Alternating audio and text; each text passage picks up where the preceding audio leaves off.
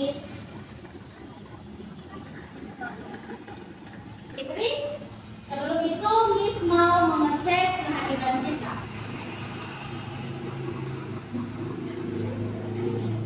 Baik, anak-anak, sebelum kita memulai pelajaran hari ini, Miss mau bertanya, apa semuanya dalam keadaan sehat? Sehat. Semangat? Semangat. Semuanya semangat? Semangat. Ke sekolah harus makan dulu biar ada tenaga untuk belajar. Oke, begitu. Hari ini pelajaran kita minggu lalu kita sudah belajar tentang deskriptif text. Nah, kita sudah belajar tentang deskriptif text. Ada yang masih ingat? Siapa yang masih ingat? Semua. Hebat. Oke, ini semua tes sama satu orang saja deh kalau memang benar sudah paham, sudah masih ingat. Siapa ya? Maria, coba pilih apa itu deskriptif text? Oke, teks yang menjelaskan tentang deskripsi baik itu manusia, hewan, dan tempat. Iya, betul sekali, betul. Oke, sekarang kita lanjutkan materi pembelajaran kita. Ada di atas, bisa dibaca secara bersama-sama.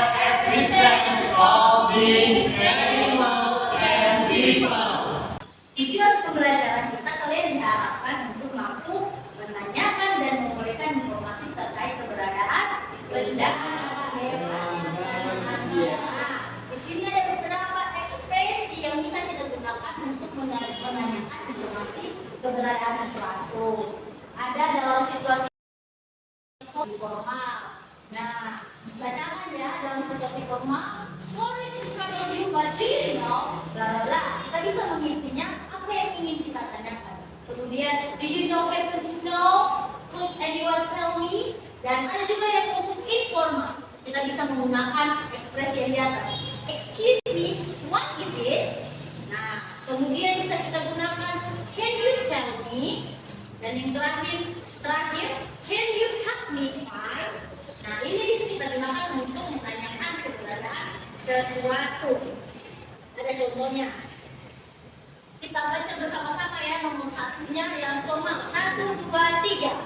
Sorry to trouble, but do you know if there are any books in your reach? Nah, yang mana ekspresi yang sudah kita pelajari tadi? Sorry to trouble you. Ya, di slide sebelumnya kita sudah belajar bahwa sorry to trouble you adalah ekspresi yang bisa kita gunakan untuk menanyakan keberadaan benda. Sekarang dalam informal, yang nomor 1 yang dibaca 1, 2, 3. Excuse me, what is there in front of the box? Nah, yang mana ekspresinya tadi? Excuse me. Aku lagi ada what? What is there? Nah, itu ekspresi yang bisa kita gunakan untuk menanyakan keberadaan benda, hewan, dan manusia dalam situasi informal. Lanjut ya, ketika kita sudah tahu bagaimana menanyakan, tentunya kita harus tahu juga bagaimana menyampaikan atau memberikan informasi terkait keberadaan benda, hewan, dan manusia. Ada beberapa ekspresinya terbagi dua, formal dan informal. Dibacakan ya. Formal, I would like to inform you. It might be important for you to know. I want to inform you. Itu adalah ekspresi yang kita gunakan memberikan atau giving information about the existence of things, people, and animals. Ada juga dalam situasi formal. I can't tell you. I want to tell you. Nah, itu ekspresi kita gunakan untuk memberikan informasi terkait keberadaan sesuatu. Nah, ada contohnya. Nah, tolong dibacakan yang nomor 1 di bagian formal secara bersama-sama. 1, 2, 3. I would like to inform you that there are new textbooks available for the upcoming semester. Ya, di sini yang mana ekspresinya? I would like to inform you. Nah, itu I would like to kita gunakan untuk memberikan informasi atau ekspresi yang kita gunakan dalam memberikan informasi. Kemudian dalam informal, nomor 1 yang baca secara bersama. 1, 2, 3. I want to let you know that there are 4 big blocks in the part 3. Nah, begitu ya anak-anak. tentu saja beberapa ekspresi untuk memberikan informasi terkait keberadaan benda, hewan, dan juga manusia. Nah, untuk selanjutnya kita belajar beberapa language feature untuk menunjukkan keberadaan benda, hewan, dan juga manusia, yaitu penggunaan dan adjectives, quantifier, terminal number, dan juga preposition. Kita bahas satu persatu ya. Oke, anak-anak, language pertama yang perlu kita kuasai untuk mempertahankan keberadaan sesuatu, yaitu penggunaan doa dan juga is. Nah, sebelumnya saya jelaskan tentang lihat video. Nah, berdasarkan pada video tersebut, kita tahu bahwa doa dan is ini memiliki perbedaan penggunaan, di mana is digunakan untuk singular, sedangkan doa untuk plural objek. Nah, itu apa bedanya singular sama plural?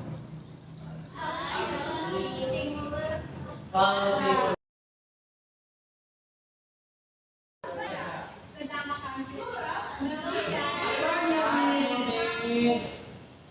benar sekali. Nah, untuk lebih paham, mari kita lihat contoh yang ada. Mari kita baca bersama-sama. 1, 2, 3. Nah, kira-kira yang menjadi objek di atas itu apa? Dua coba yang ada di atas. Kita menggunakan Nah, demikian juga dengan contoh-contoh dalam.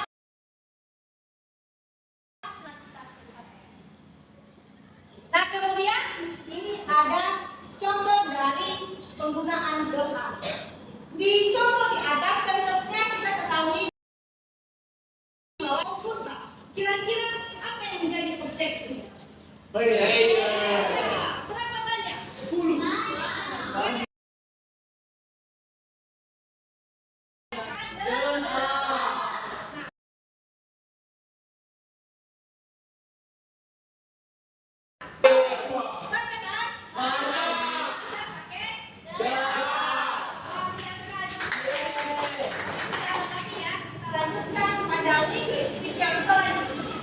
Tiga. Anak-anak, di sini kita akan belajar yang namanya quantifiers. Ada yang tahu tidak? Oke. Jadi quantifiers itu suatu kata atau frasa yang digunakan untuk menunjukkan jumlah benda. Dan ada beberapa contoh yang harus kalian ketahui.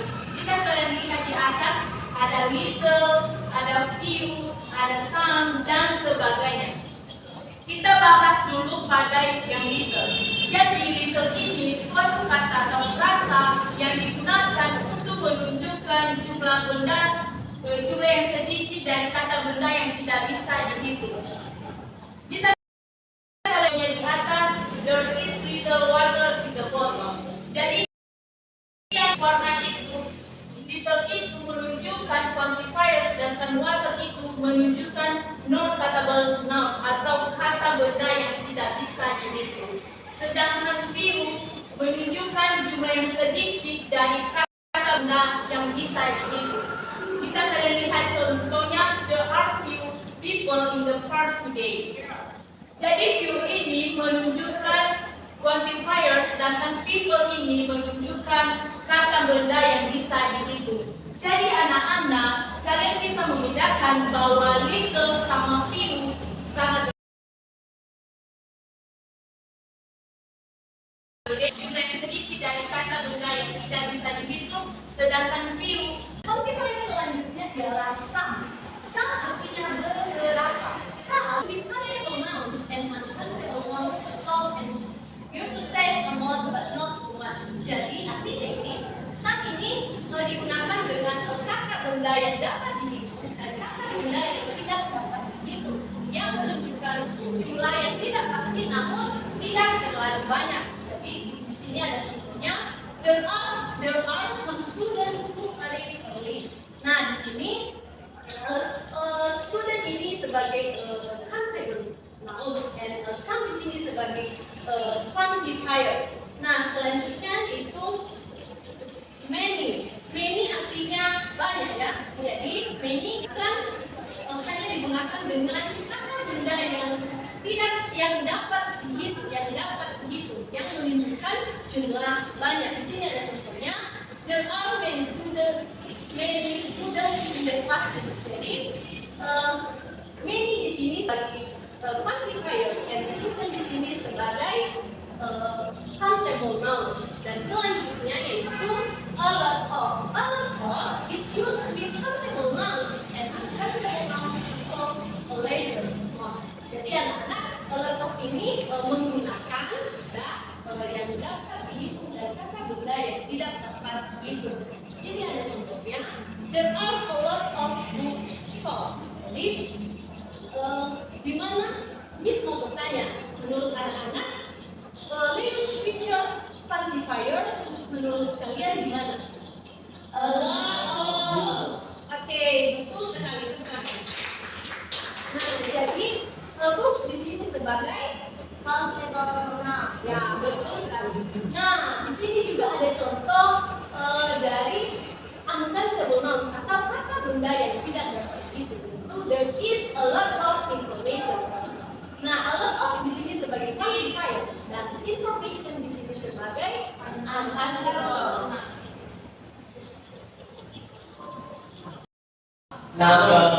Jadi anak-anak, kandungan nomor ini adalah angka atau bilangan yang kita gunakan untuk menyatakan jumlah atau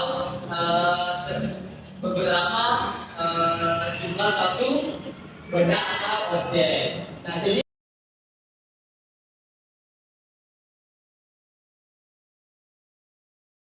mari kita baca sama-sama 1, 2, 3 ya. There is a table on the table. Jadi di sini ada berapa ekornya? 1. Jadi kita menggunakan di situ adalah on. Itu adalah sebagai artikel. Dan bisa juga kita ubah menjadi kita gunakan kardinal. Nah, apa itu kardinal number yang bisa kita gantikan sebagai on? Itu one. Jadi there is one apple on the table. Oke. Selanjutnya yaitu penggunaan menunjukkan suatu benda lebih dari satu. Oke, mari kita baca contohnya. There are 2 apples on the table. Jadi anak-anak bisa kita lihat bahwa kardinal nomor yang kita gunakan yaitu 2. Jadi bisa dimengerti? Bisa. Oke, anak-anak. Nah, language feature terakhir adalah preposition. Mari kita lihat apa itu preposition. Oke, kita baca sama-sama ya. 1, 2, 3. Preposition is the word used to lead nouns, pronouns, or phrases to other words with a sentence. Nah, preposition ini adalah kata penghubung yang diletakkan sebelum noun atau pronoun. Nah, kata penghubung ini digunakan untuk menunjukkan posisi tempat suatu benda. Oke, kita lihat apa saja yang menjadi bagian-bagian dari preposition ini.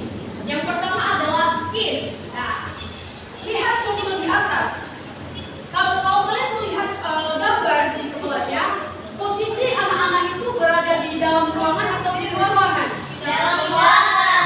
Oke, mereka berada di dalam ruangan. Nah, kita lihat sentencelanya. There are many students in the library. Nah, oke, lihat, misalnya, yang mana nih prepositionnya di atas ini? In. Oke, berarti karena posisi dan itu berada dalam ruangan. Oke, selanjutnya ada on. Nah, kita juga sering menggunakan on ya ketika kita menggambarkan atau menunjukkan keberadaan suatu. Seperti contoh di atas. The book is on the table. Nah, yang menjadi prepositionnya di atas ini adalah on. Oke. Selanjutnya ada under. Under ini adalah di bawah.